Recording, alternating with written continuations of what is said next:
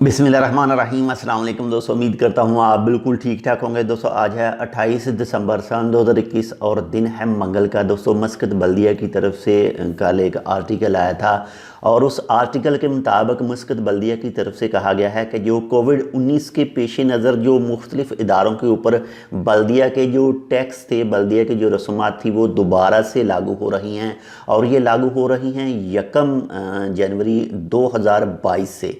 तो जिनके ऊपर ये टैक्स वापस आ रहे हैं, जिनको दोबारा से ये टैक्स पे करने होंगे, तो उनमें नंबर 1 पर जो होटल के इदारे हैं, होटल के मालिकान हैं, उनको पे करने होंगे। इसके बाद में जो सियाहती रेस्टोरेंट है जहाँ पर सियाह आते जाते हैं, टूरिस्टों के जो रेस्टोरेंट हैं, होटल हैं, उनको भी ये टैक्स जो हैं वो पे करने होंगे। इसके बाद में जो तफरीही मराकज़ हैं जो भी चलाते हैं, अगर आप भी ओनर हैं तो आपको भी टैक्स दोबारा से पे करना होगा। इसके बाद में अगर पार्क वगैरह हैं, पार्कों को भी जो भी ओनर हैं उनको भी मस्कत बल्दिया का जो टैक्स है वो दोबारा से पे करना होगा, यानी 1 जनवरी 2022 से।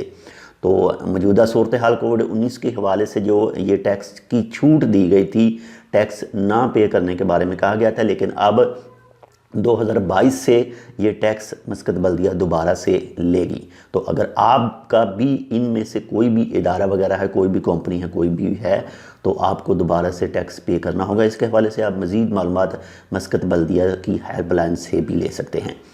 तो जितने भी रूल हैं कोविड-19 के हवाले से इन्हें लाजम फॉलो कीजिएगा।